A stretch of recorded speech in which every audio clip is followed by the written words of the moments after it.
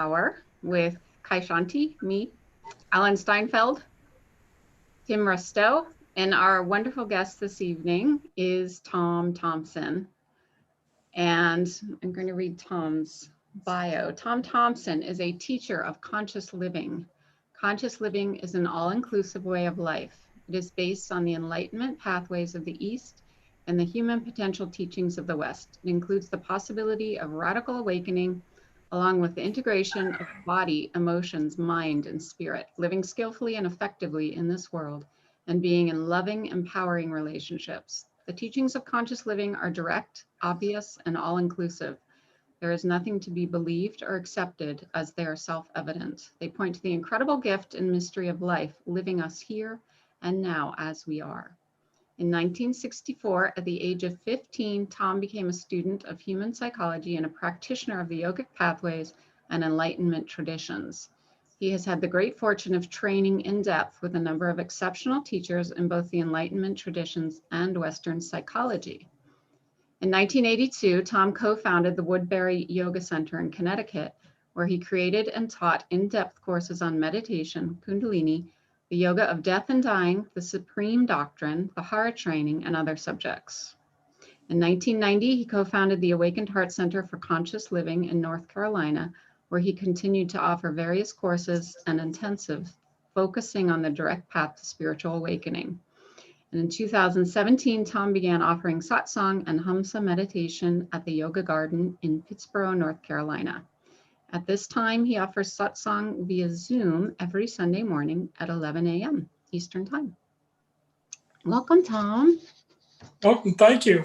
That was very nice. You did that very well. Thank you.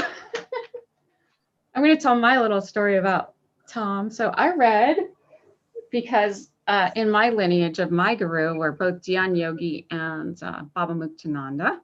And I read this book, This House is on Fire by Anandima, about Dhyan Yogi Madhusuranda. So I saw Tom's name in this book. And so I remembered his name. It's kind of a name that you remember, Tom Thompson. It's got two ohms in it. I didn't even consider that. Yes, it does. So later, when Alan and Tim and I were talking about doing some sort of a thing on Kundalini, and we were thinking about people, and that was a couple years ago, Tim said, there's this guy that has this place called the Awakened Heart Center, Tom Thompson. And so I made that connection. So I've always wanted to sit and have a conversation with you, Tom, because I'm really intrigued by your background, that you spent time with two of the gurus that were very influential in my lineage, and also what it's evolved into now for you. I spent a lot of time today on your website reading your blogs about Kundalini. So that was fun. I recommend that to anyone. They're very informative. And there's a link to his website in the description below. So welcome, and Alan, you're muted. Reminding me. Thank you. Now I can speak. No, I'm always interested in how someone gets on the path, what they find in the path, and suddenly they've arrived somewhere. Something emerges. I mean, that's sort of, I don't know if Tim has an initial question, but I like to aim where people are at and hear a little bit of their story. I know it's a story, but that's what we got here. Especially at age 15. So, well, that story, interestingly enough, sort of happened in North Carolina, even though I was living in New York. We were on a college tour for my brother, and I couldn't even drive yet. And we were looking at North Carolina schools, and we stopped at my aunt's house in Lumberton. And I'd been very involved in science. My goal at that point was to discover the cure for cancer. So I was doing research, plant cancer research, had bacteria, viruses, everything. Had a lab at my home, and I was very interested in finding the key to life, because cancer is life out of control. And so we were at my aunt's place in Lumberton, North Carolina, and I found a book on yoga. And the person who wrote the book used, it's been so long, but basically in science, you study the science, but you don't believe what you study. You go into the laboratory and you prove it through experimentation. And this book on yoga was saying the same thing, is you don't rely on philosophy or religion. You actually have ways of validating these things yourself through the yogic and meditative practices. And that was the first time I heard the word Kundalini. And the way this yogi described it, it seemed like it was the key. As it turns out, he's right. and so I was just fascinated, and it was very hard to get information. A lot of it was like Arthur Avalon's Serpent Power. It was very, difficult to understand. But over time, I ran into Gopi Krishna's writings. I took training at the Shivananda ashrams, which Swami Shivananda was a medical doctor, but he wrote lots of books, and one of them was on Kundalini. But that was more, it seems like most of us are in a surrender type modality with Kundalini, but he gave very precise practices and things.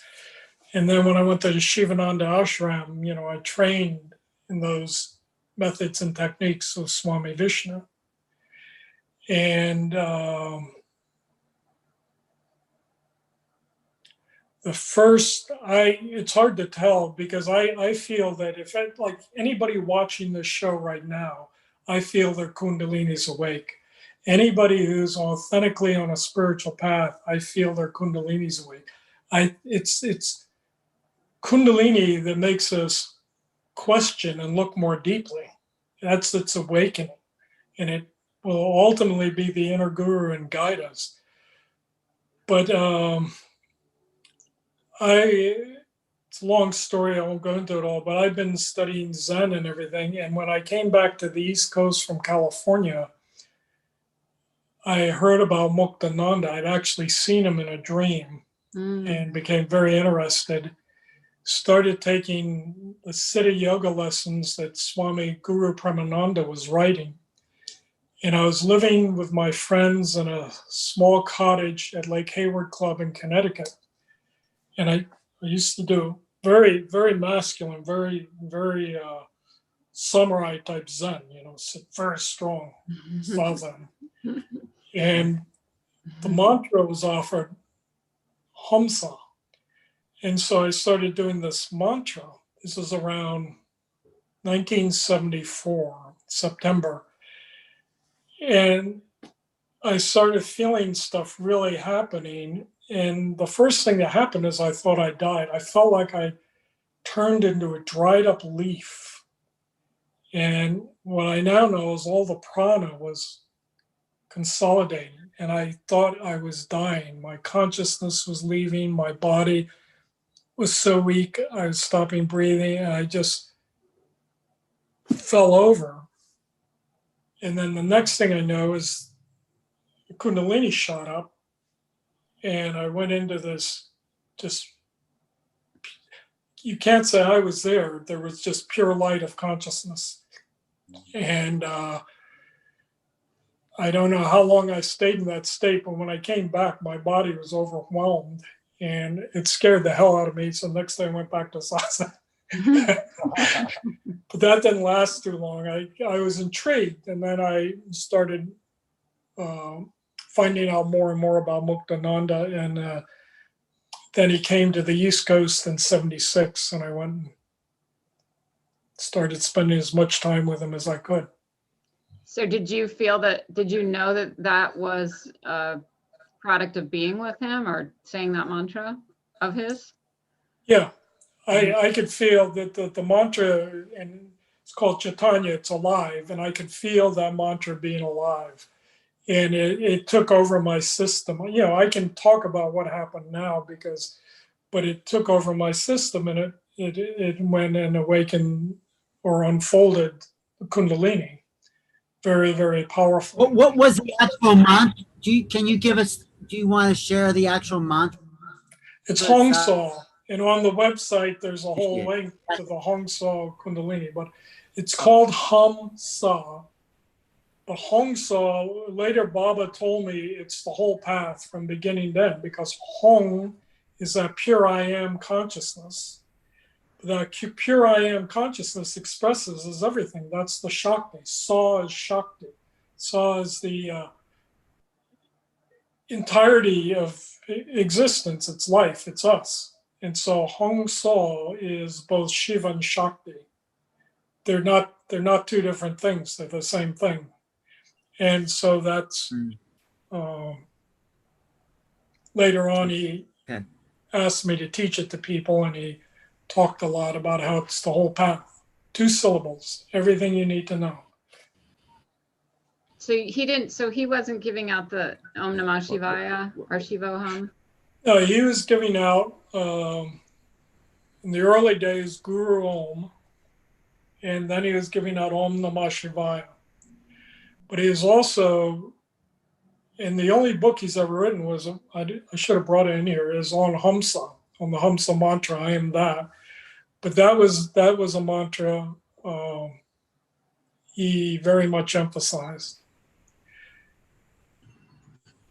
So Hamsa balances the currents of prana and opens up the Sushumna.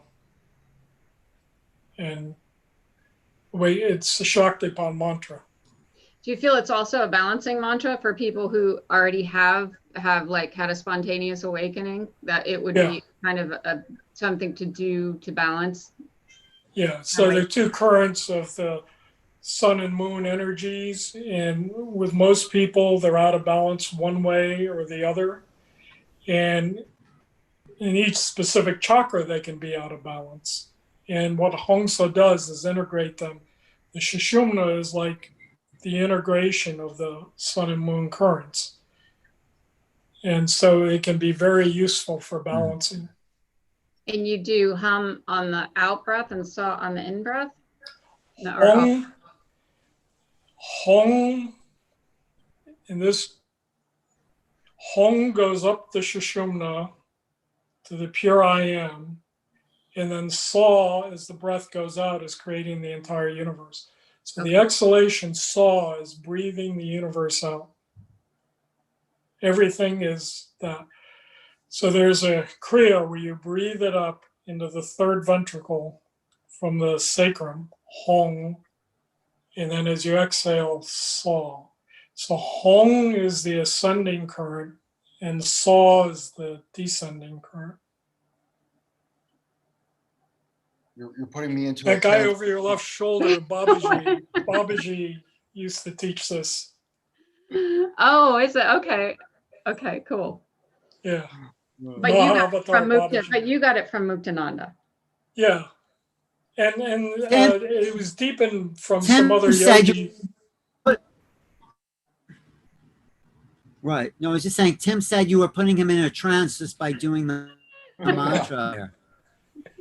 You know, it's so funny. It's like I can see in Tom when he's talking about the mantra, it's not like an intellectual discussion. I can actually see and feel his experience and the Shakti in his description. So when he's describing Hong Sau, it's like a Shaktipat. It's a Shaktipat mantra, his experience with Shaktipat, and he's delivering the Shaktipat all at the same time. It's really beautiful. It is beautiful. So what happened next? Well, it was very interesting because I was working on a psychiatric unit, and that was interesting. And I had a wife and a baby, and all sorts of Kundalini phenomena going on, which, again, as Tim was just saying, when you read about it in a book, it's or like Autobiography of a Yogi or Baba's autobiography, The Play of Consciousness, sounds great. But when it's actually happening to you, as you all know, and you have to function in day-to-day life, and you have a baby and a wife, and you got to go to work and act sane, it can be very stressful. And so I was having all sorts of experiences, issues, and yet still had a function. And it was very, at that point, difficult. But at the same time, at a certain point, both Muktananda was in New York, and then when he went back to India, Sri Dhyan Yogi was with me. He came, and I would be taking some of the patients, but mostly staff members, doctors, whoever wanted to come to meet the gurus. And that was very interesting. And the head of psychiatry, Dr. Custer, he gave me permission. He was held in such high esteem that he gave me permission to teach meditation to the appropriate patients and staff. Wow. And since nobody ever questioned him because he was held in such high esteem, they figured it was okay with him. That was it. So even when there were other chiefs of unit, they just let it keep going because they knew Gordon, and if he gave the okay, it was good enough. So it was a really intense time. And how I met Guruji, Sri Dhyan Yogi, was Muktananda went back to India. He had a heart attack. I couldn't connect with him directly. I couldn't go to India because, again, I had a wife and a baby and a job. And I was writing Lee Sanella, who was a psychiatrist and an ophthalmologist. And Lee wrote one of the first books on Kundalini to be understood by Western science and doctors. And Lee was very generous with his time. What's the name of that book, Tom? Back then it was Kundalini, Transcendence or Psychosis. And it's been republished, and now I don't know the name of it now, but it's by Dr. Lee Sanella. And he was the founder of the Kundalini Clinic out there. I think it was in San Francisco. So Lee told me about Sri Dhyan Yogi, and I tracked him down, and then I wrote him this letter saying, would you come see me? Mm-hmm. And I thought that was so arrogant. It was so audacious because I'm sure he had something better to do. But I put it in the mailbox, and as soon as I did that, I tried to figure out how to get it out. It's like, I shouldn't have done that. And a few days later, I got a letter from him saying, yeah, I'll come see you. And so it's like, awesome. What do I do now? So fortunately, my mother was off somewhere. So he first came to her house. She wasn't there. And we started having satsang in the house. And he met my daughter. And out of that visit, eventually a center started in Woodbury, Connecticut, which is still there today. And Nandi Ma still goes there. And Guruji would come and spend time with us on a regular basis. So Nandi Ma is Dhyan Yogi's successor, right? Who's still giving Shaktipat. Yeah, she's in California. How did what was the practice or non-practice or focus for Dhyan Yogi and for Sri Ma? Well, of course, he had a formalized Shaktipat process, more formal than Muktananda's. And then for people who were sincere, he had the Vajra Panjar trainings, which were 3, I guess they were about week-long retreats where he would train people in all these mantras, methods, techniques. His lineage is the Ram lineage that goes back to Yogi Vashishta. So it'd be the 3 Vajra Panjar trainings and then Vajra Panjar applied. So people would learn the Hanuman Chalisa, the Rama Raksha Stotram, different mudras, learn how to sun gaze. I can't remember how to do them mudra anymore, but to absorb energy directly from the sun. So Guruji was an old yogi. He wasn't a modern yogi. He came from the 1800s. He couldn't even speak English when I first met him. So this old guy who was about 100 years old picked up English in 1 year. It was just amazing to see his ability. You know, let's hope when we're all 100, we can. And he lived till, was he 118 or something? 116, yeah. 116. So we went to India twice to see him after he couldn't come back to the United States. What was his Shakti like? Because, you know, we know the stories of Muktananda, at least most people watching the show, people are kind of sent into a cosmic transcendental state, or like, you know, everything falls away quickly, but etc. Like in my experience, the Shakti path of the Guru has like a different, everyone has a different flavor, similar, but unique. And so I'm wondering, you know, with your wealth of exposure, yeah, for Dhyan Yogi and for Sri Ma, what was the quality of the Shakti that they were having flow through them? I think with Muktananda, there was no doubt initially something was happening. It was like a wall. You know, you were hit by this wave of Shakti. With Guruji, it could be more subtle. And some people, they might go home and think nothing happened. They might go days and then they'd start realizing lots happening. So Gurujis could be more subtle, and it could be more psychic. People might have more psychic. They may not feel energy as much, but they'd start having psychic phenomena. One of my favorite stories, and this was with Sri Anandima, was this young man who was becoming a state policeman in Connecticut. He became a state policeman, but he took Shaktipat with Anandima. And after Shaktipat, we'd have everybody come down and we'd feed them food to ground and to help them come back. Mm-hmm. So this young man sat down and he didn't talk for the longest time. And we were, you know, watching him to make sure he came back. And finally he looked up and looked at us and he goes, "Why doesn't everybody do this?" I've asked that question before. I just asked the same question to my partner yesterday. Like, I can't believe everyone doesn't do this. And both his aunt and his mother came. They were older women, but they were always there. Whose mother? This young guy who became a cop. That young. Right. Well, I think that's why we're trying to do this program, or we're doing this program, because we want everyone to understand first this is possible, right? I mean, you know, there's so many people, but yet it's so sporadic. It's like, you know, if you didn't have a community and you had these experiences, you might think you were going crazy.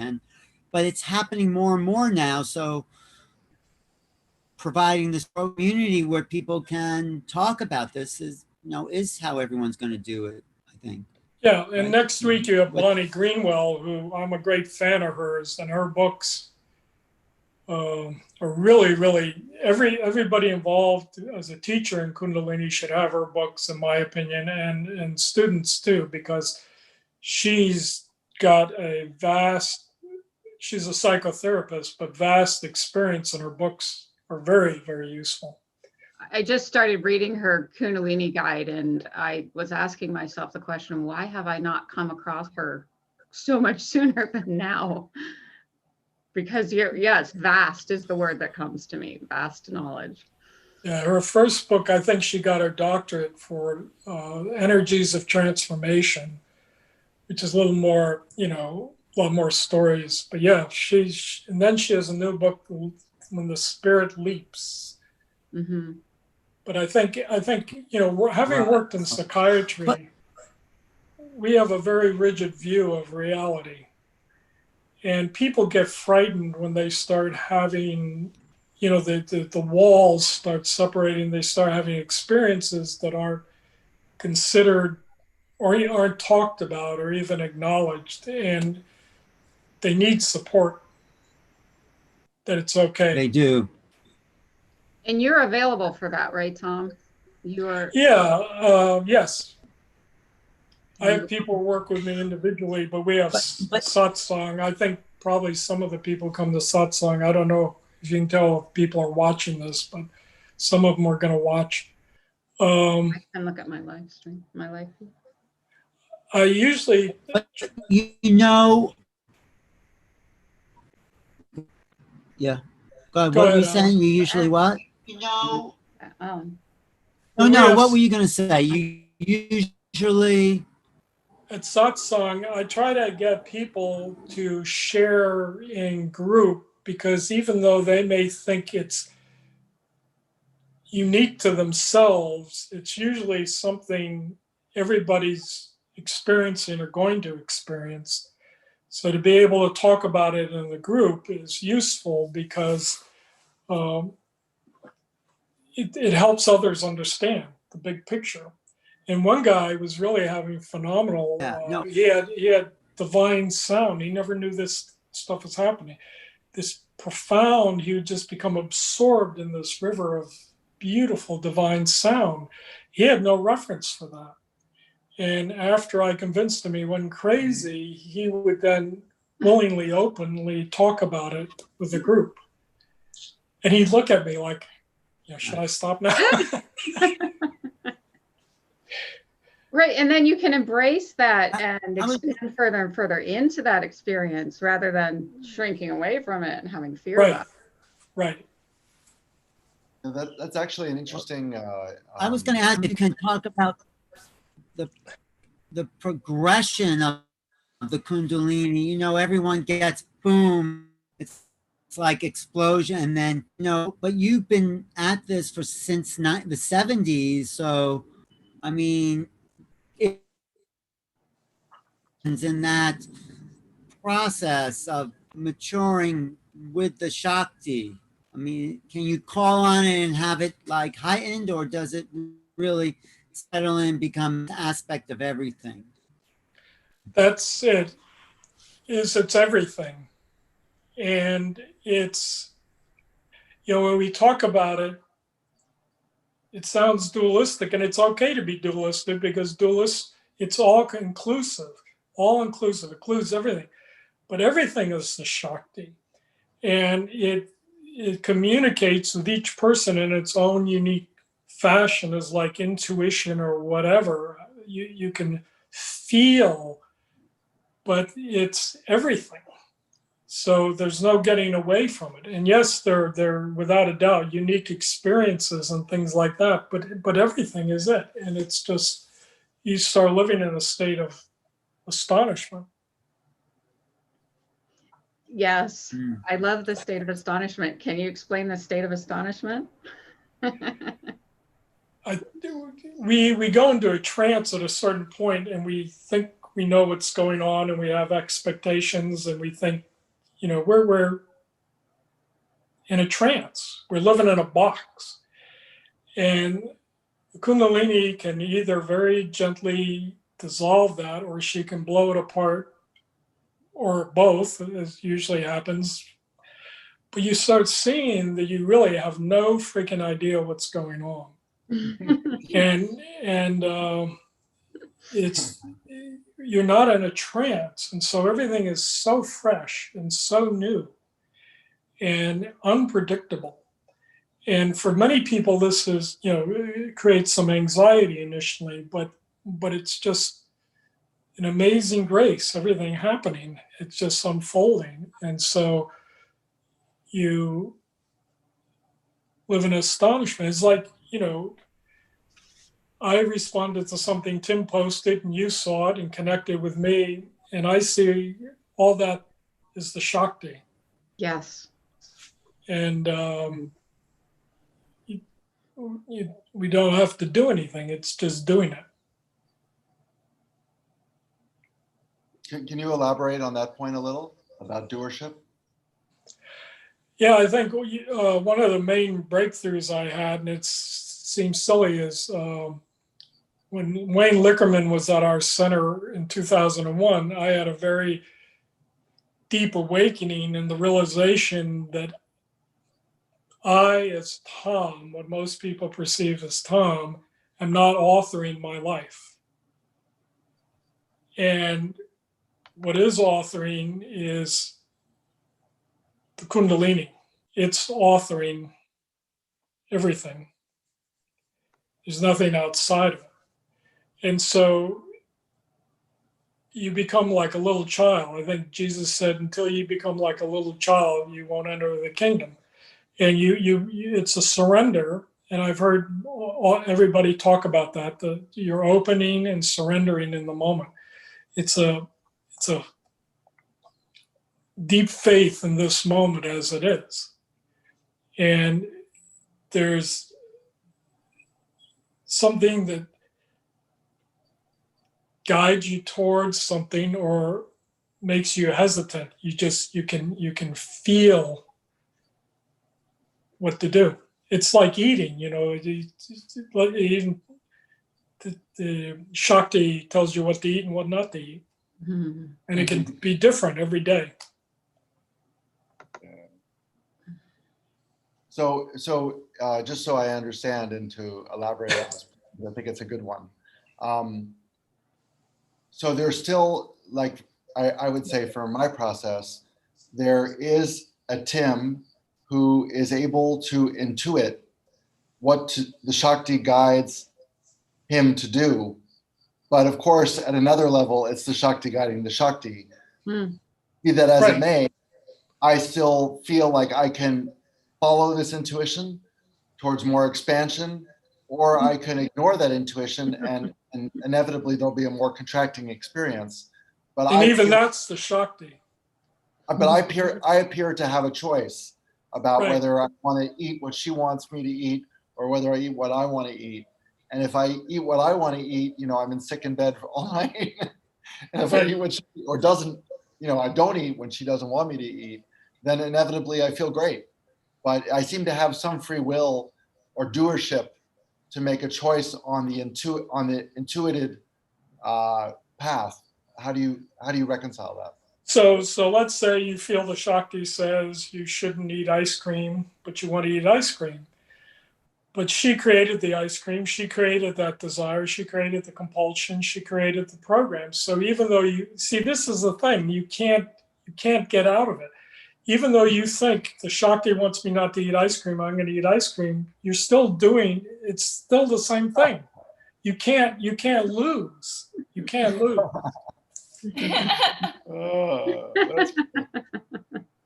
Does that make sense? But there's a voice.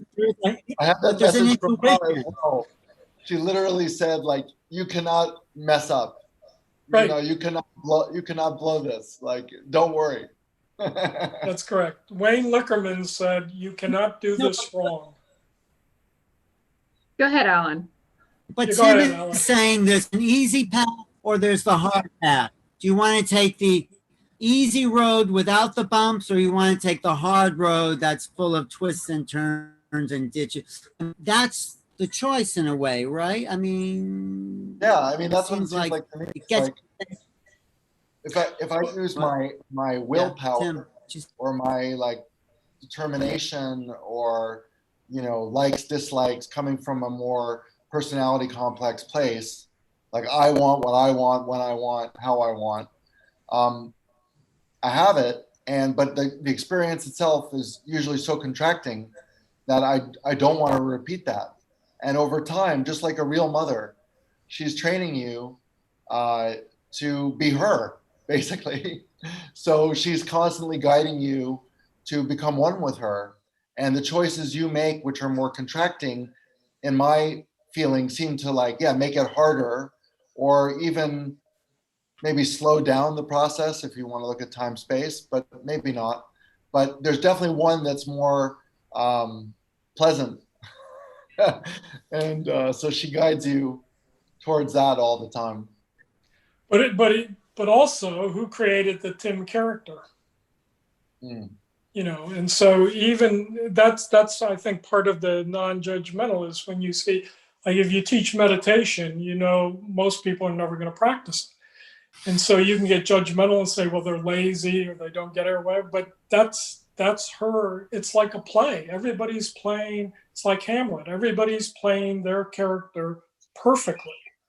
And so those who, drink beer and watch Netflix instead of meditating, that's her.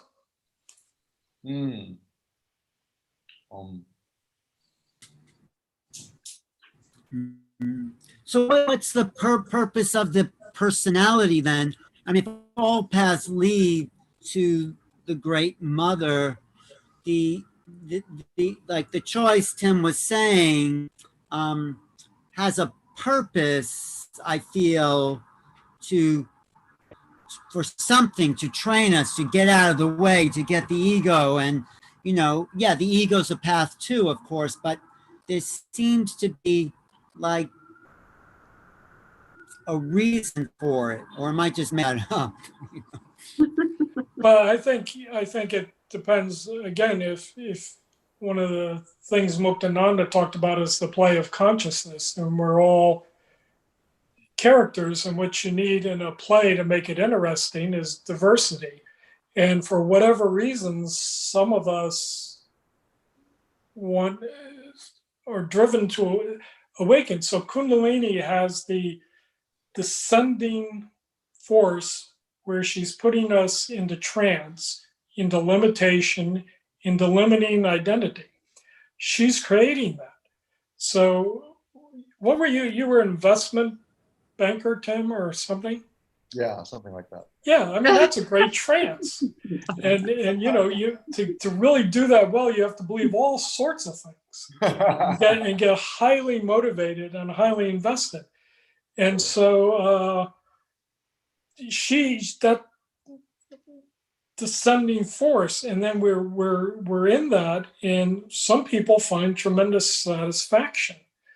But others, even like Steve Jobs, who was into Yogananda and Zen stuff, you start going, well, what's going on? And that's when people start the spiritual search. That's when I think the Kundalini begins awakening. That if people are even listening to us right now, they're listening to us because their Kundalini is awakening. They're wakening up out of the limiting trances. Yeah, but she puts us in those trances in the first place. Mm-hmm. Would you say, like, just keying off of Alan's question and reading a little bit myself of Sri Aurobindo and the Mother the last couple of weeks? Is there, and some people talk about this, that there's an evolutionary aspect to the Kundalini, that it's, if Alan's reason would be more like in Sri Aurobindo's schematic, it's like a new human being is being birthed, or that it does seem to be more prevalent now, Kundalini awakening. It's, we could say it's this the cyclical yuga, or it could be that there's this evolutionary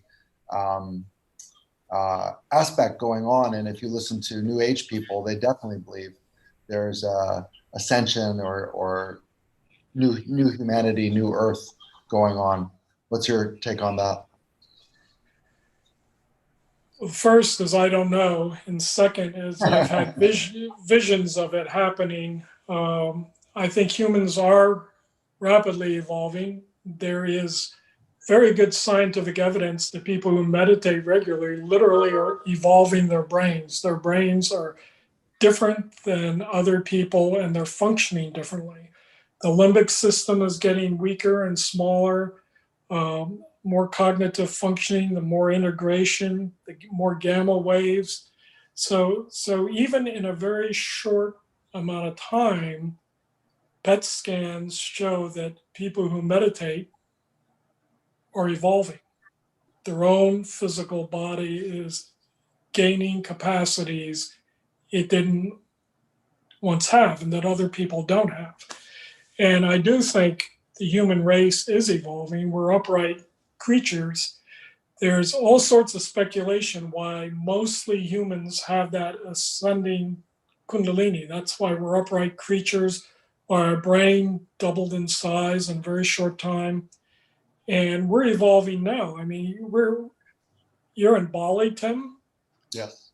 And yeah, I mean, we're all sitting here talking like this is normal.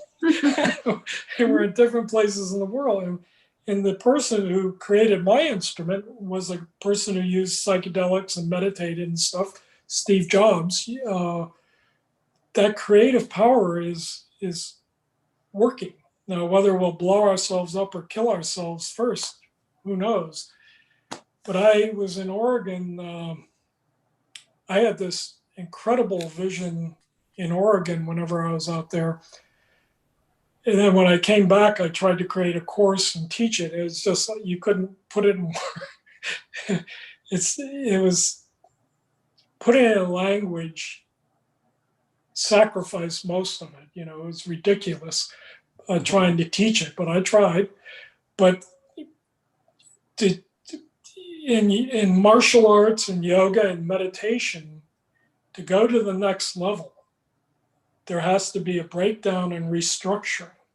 So people who are training their bodies know you reach a certain level of capacity, and then the body will seem like it's getting worse or hurt or damaged because it's breaking down and restructuring. And after that process happens, you have much more capacity.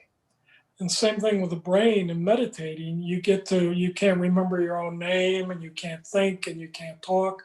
And it feels like you're losing your capacities, but the brain's restructuring to take on more Shakti.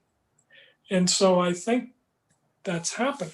And I think there right now, in proportion to population, there are more people meditating on Earth than there ever have been in history.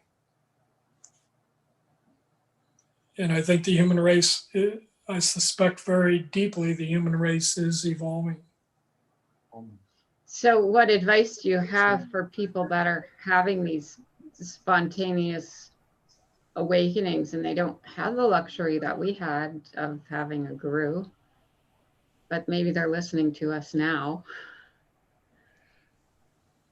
That's really tricky because there are a lot of people out there teaching who don't have a clue what they're doing.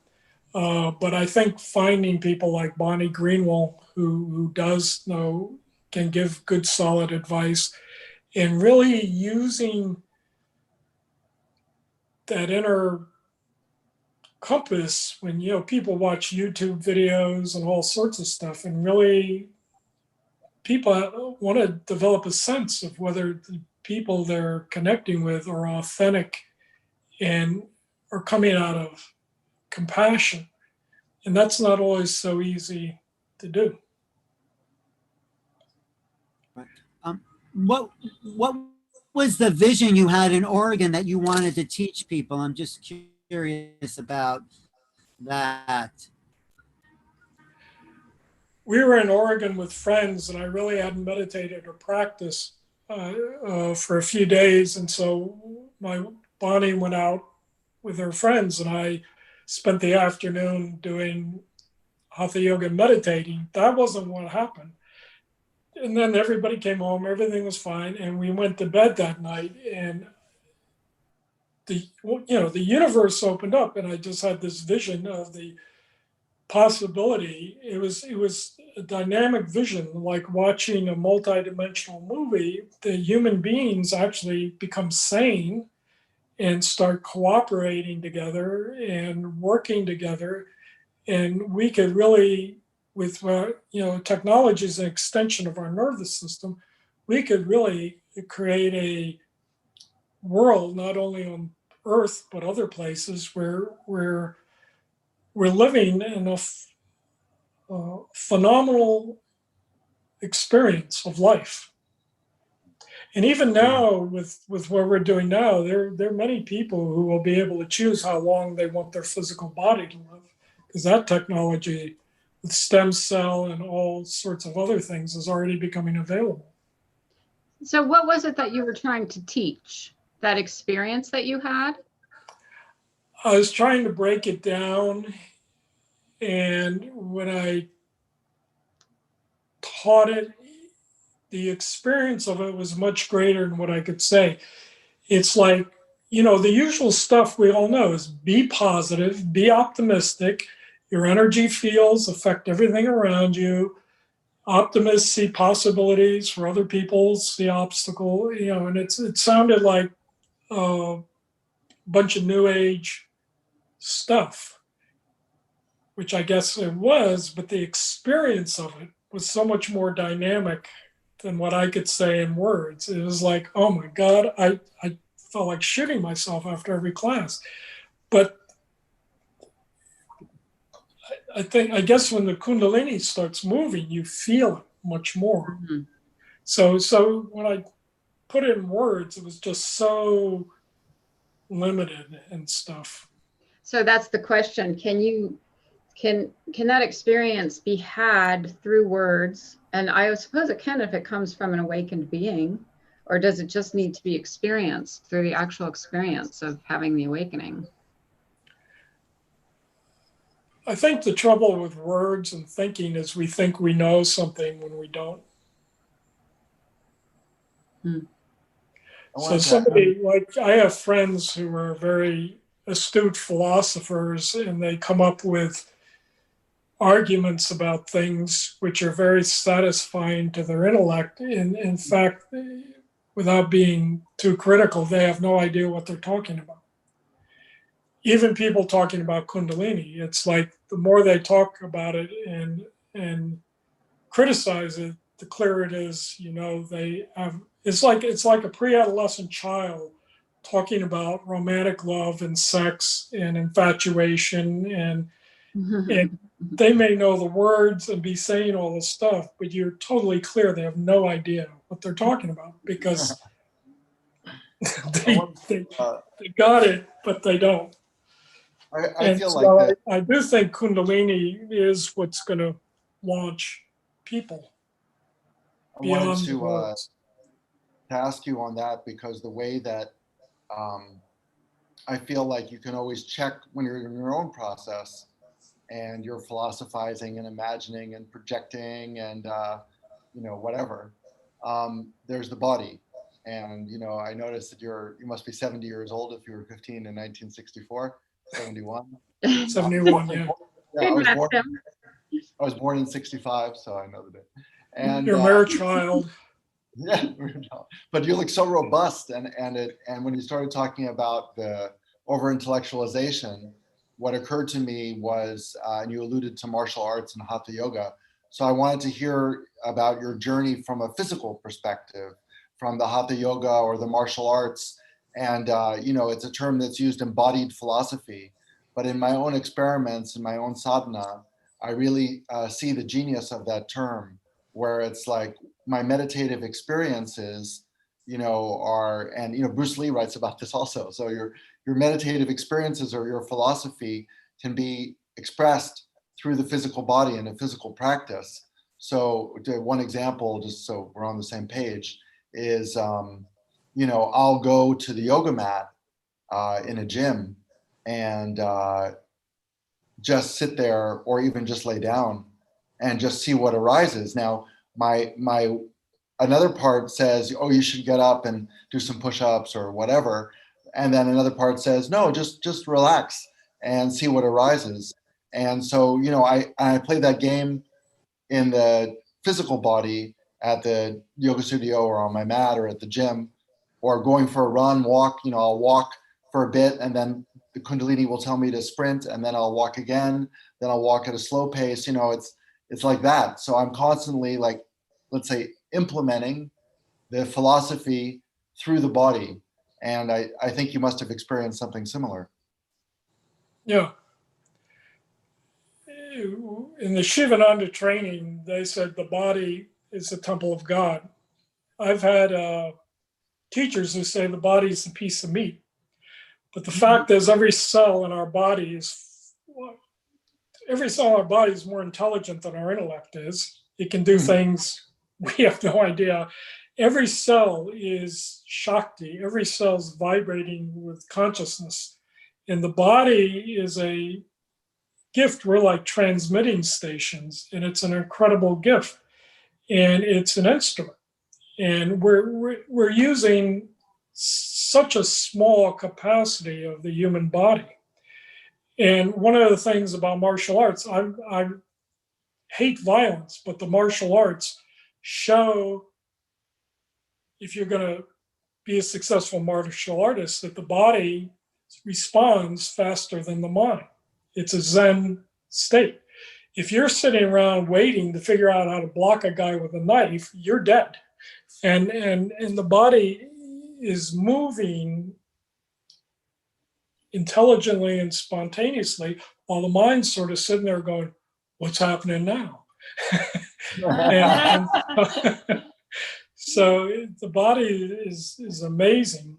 And when I meditate, kriyas happen, but I also, as you am habituated to a practice that's always changing, but I created it based on Qigong, martial arts, Hatha yoga, traditional Hatha yoga. And I think it really keeps the instrument strong. So when meditation happens, it's not overwhelming.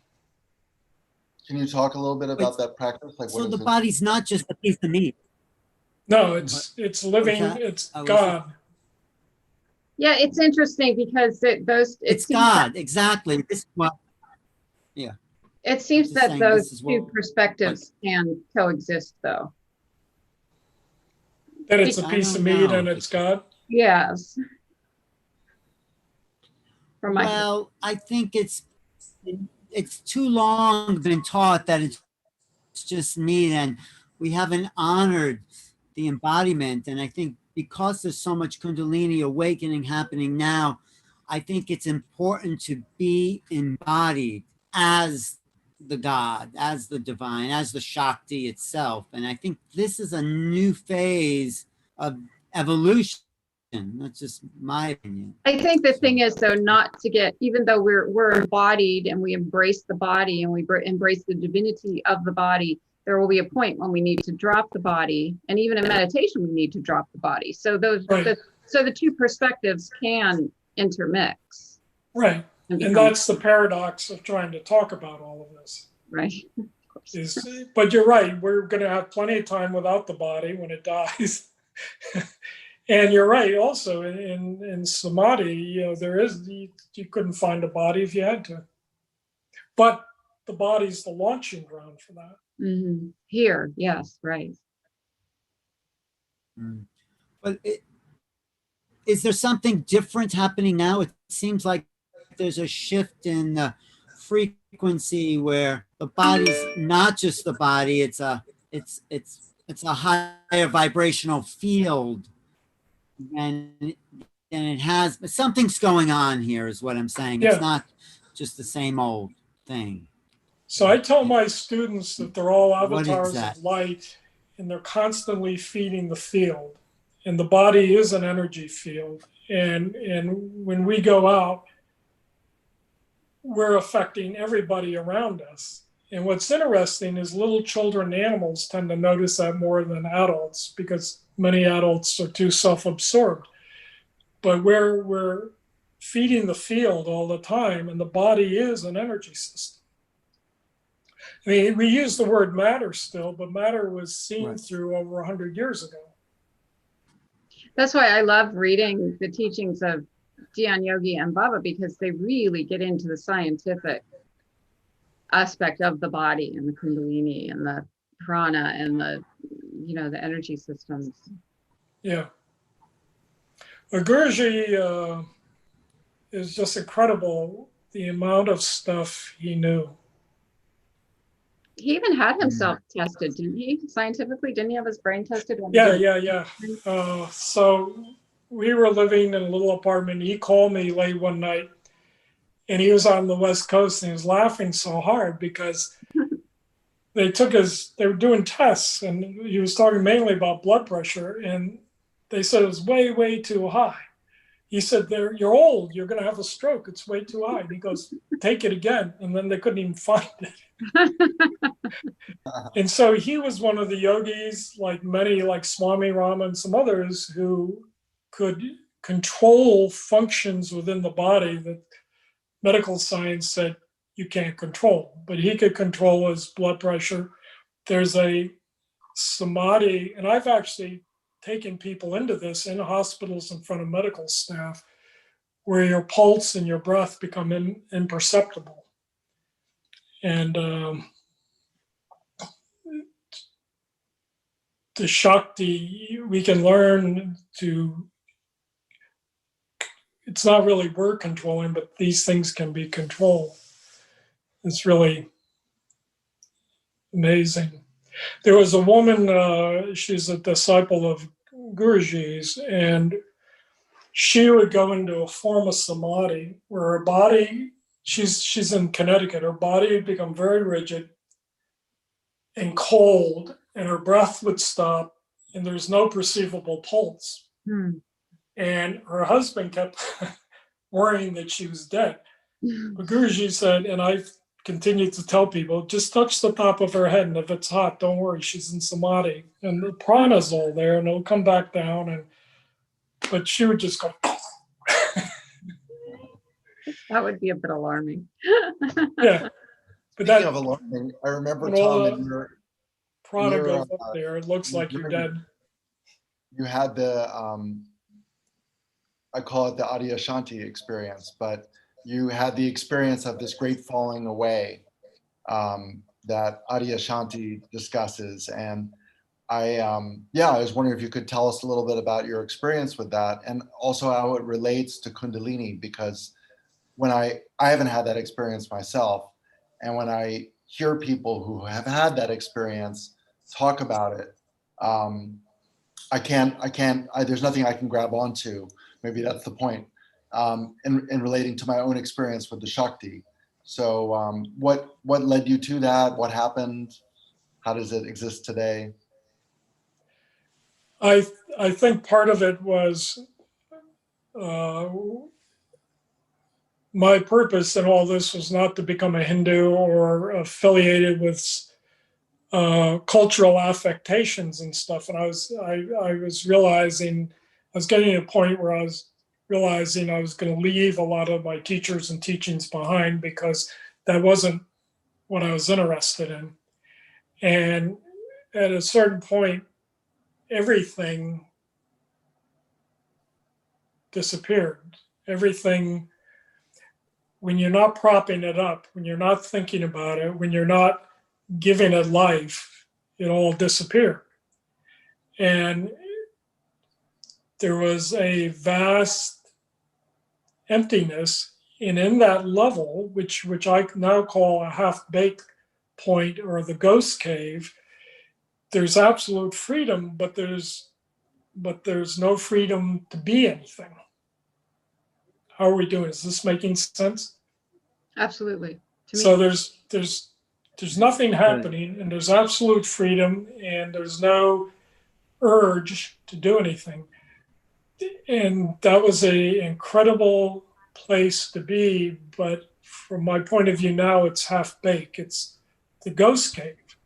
So Philip K. Dick said, reality is that when you stop believing in it, is still here. So nothing was happening, but the Kundalini was happening. I wasn't doing that. She was doing me.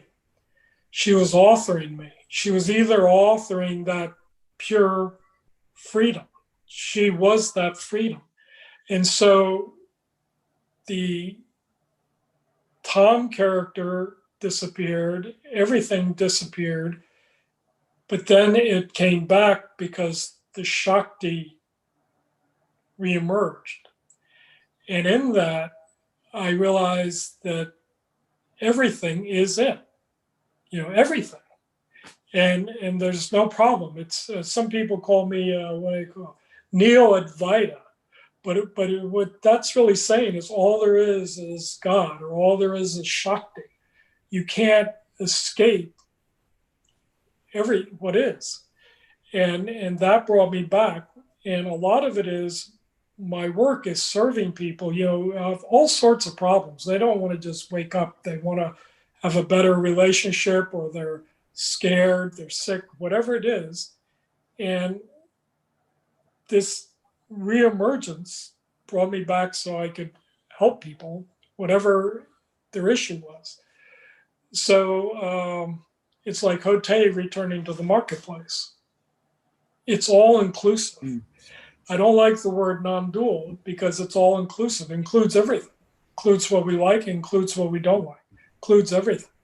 And that's what happened out of that emptiness. Everything reemerged.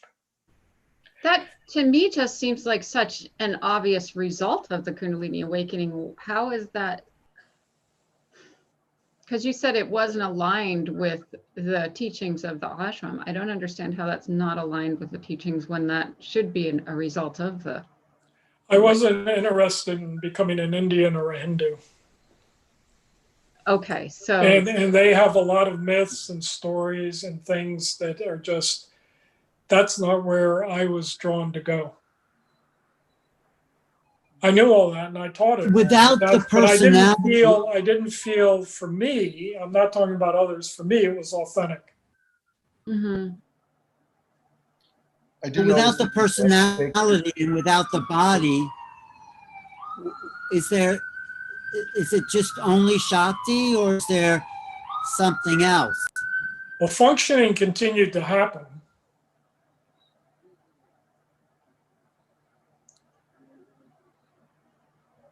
As the saying, Tim, you had I was just saying, like, that is a nice bridge to the symbol over Tom's head for this entire conversation. So it seems like, yeah, it's totally aligned with what you're saying now, is that the falling away led you into a more Taoist state, where the Tao is Shakti, basically. Yeah, and some of the yoga, the way I teach is Taoist based. The ascending and descending, and I work more with the three dantians than the chakras and stuff. But yeah, the vast emptiness. This is the vast emptiness. Let me tell you a story about Muktananda. What happened when I first went to him? Go ahead. What did you wanted to say something? No. He said this is the vast emptiness. I was just absorbing that. But no, this Shiva and Shakti are the same thing. Yes, and that seems like such an obvious result of the Kundalini awakening to me. Right. But I didn't need all the paraphernalia and other stuff for me that went with it. So if someone like an awakened guru still has all of that adorning them, is that just a personality? What is that? I think they're coming out of a culture where that serves them. I understand. I've even taught the Ramayana. I think that's a very useful story when it's understood correctly, because, Ram was an avatar and yet he had all these freaking problems like we all do. Mm-hmm. But for me, I was trying to meet Westerners where they're at. Yes. But let me tell you about Muktananda. Yes. So when I first met Muktananda, I was still involved in Zen. I was working with Shunyata koans of emptiness. So emptiness or Shunyata in some schools of Buddhism are considered what is. So Muktananda, I think it was one of the first times I met him, he's up there bopping people with peacock feathers and he's jabbering with people and he's just all these people. And I said I had a question for him. And so they made me stand to the side until they got his attention. And I told him I was studying Zen koans, and I said, is Shunyata the highest state? And he said, no. And I'm like, okay, well, what is the highest state? He said, the knower of Shunyata. And right there, I had a bigger satori with Muktananda than I ever had with my Zen teachers. Is everything's appearing and disappearing within that awareness, even Shunyata. How do we know that pure emptiness exists? Because it rises within the knower. So that was a great. Yeah, that's perfect. So, but do you feel you transmit Shakti? I mean, if you were sitting in front of someone, they, have a Kundalini activation, maybe, perhaps, or not. A lot of people who come to satsang have activations. Other than the Hong Sau mantra, which I often give, and there's the Kundalini Kriya breath and all that, Other than that, the Shakti gives Shaktipat, but it tends to use a transmitter. And so some people, if you're in satsang with people, some people are very aware of what's going on, and other people have no idea. Somebody will say, wow, the Shakti was so intense today. And they go, what are you talking about? I mean, so everybody has a different experience. And I don't, unless somebody has a question, I don't talk about it that much, because what happens is people get competitive with their kriyas and stuff, and it's like,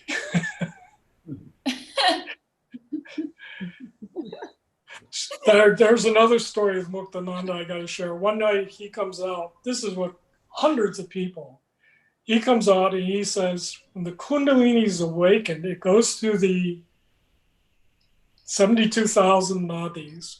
It purifies all the channels and all the levels, and people have kriyas, and they have all these phenomena happen. And it's a sign that Kundalini is awakened and emerging. So that night we meditate, and it sounded like a freaking zoo. Everybody's having kriyas and moving around and barking and pranayama and everything. And it was great. Next night, Muktananda comes out and goes, but the highest beings like Buddha and Jesus didn't have kriyas, because they're pure and they're open. And so they never talked about kriyas because they didn't have any blockages. That night in meditation, we're all like, that made me suspicious. Well, so is it suspicious because the egos were taking over, or was it Muktananda that was giving people each experience? Both. I say Because it's more kriyas happen, but I think kriyas happen, we don't do them. Well, I personally am getting all kinds of Shakti right now from you, Tom. Like zing. No, I think Muktananda is very clever in the way he did things like energy, that. I just feel a lot of peace hearing you talk. It's not for me, an activated Kundalini. It's a dropping in silence sort of place. I feel, Silence is good.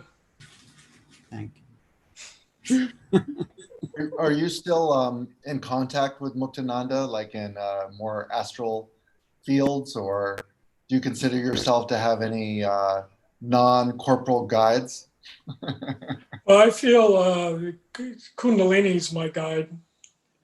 And I go through stages of Bhav with Muktananda, Guruji, and Andima. I mean, I can get very, Nandima is still alive. I feel very connected with her, even though we don't see each other. And I can get, feel a lot of love there. But I think Muktananda's transmission was the Shakti's, the Guru. So yeah, I still wake up some days and go, oh, that's what he was talking about. I think Muktananda, there are 4 upayas, different levels of teaching, and he taught from all of them, but he, no doubt, was constantly saying all there is God. That's all there is. All there is Shakti, whatever you want to call it. And you are that. You are that. You don't have to do anything to become that. You are that. I have to go soon, but this question just came to me because I've observed it, where people have the Shakti coming through them, and their ego is totally taking credit for it, and and I feel like saying, you don't know what, and they don't know what they're talking about, but they're giving Shakti. I mean, so there's this split. And what do you tell those people? Well, I think the Shakti will take care of it eventually. But I think, again, even those people they're serving the Shakti's they're Shakti too. So it's hard to understand why there are teachers that are not helpful and even dangerous. And I think people Right. have to really question, not only what is the teacher up to, but what are we as students up to? Because people come to teachers, they want CDs. CDs will happen, but they won't be that interesting necessarily. And so people go to teachers with these hidden agendas. And I think the teachers that aren't authentic are feeding those agendas. And so they're got something going on. But to me, it's all the play. Even the false teachers are part of it. Right. It's like also the false teacher syndrome helps us know when we discover a really true teacher, because of the contrast. And you need the inauthentic teacher to really, fine tune your sensibility. And it's not about the teacher, of course. It's about recognizing the stronger, more authentic flow of Shakti without an ego filter that's manipulating things. So, and then you can apply that back to your own process. So it doesn't, whole false teacher syndrome actually sharpens your own inner teacher and potential to be a false teacher internally. The teacher, all you have to do is be honest.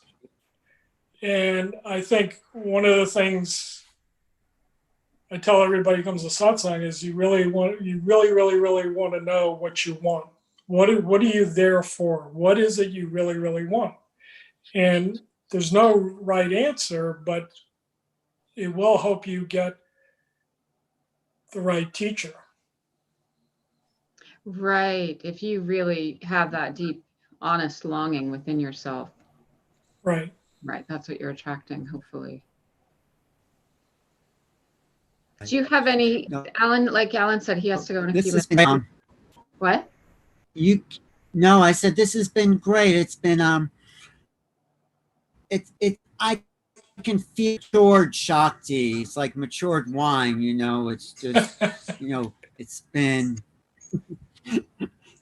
but it's great because you're showing an evolution. I mean, it's your particular, path, but, I appreciate you being so dedicated and being such a student of it. Thank you for well, sharing. thank you, Alan. It's great to meet you, and glad we were able to be together. Yeah. So but what do you want to do, Kai? Are you gonna keep going for a little bit? No, we'll go. I just didn't know if Tom had anything he wanted to just say in closing.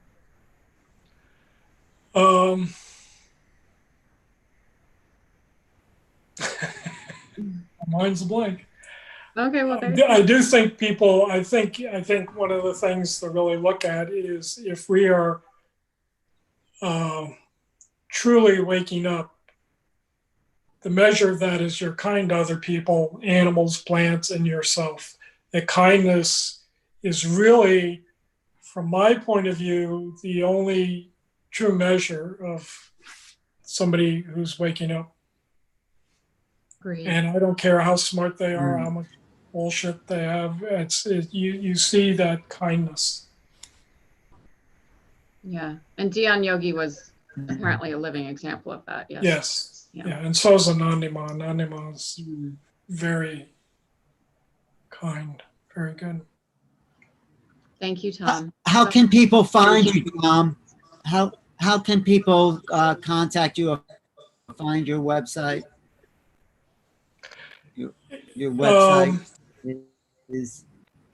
You posted that, Kai, didn't you? The link? But you can say it. There's a link. The Awakened Heart Center. The Awakened Heart Center, and that has information. And there's also a link where I give satsang is through the Yoga Garden, and I meet with people privately, and all the blog is there. All the essays I've written over many, many years are there, including a number of them on Kundalini, the Hamsa mantra, how to practice it. So it's So the Awakened Heart Center for Conscious Living.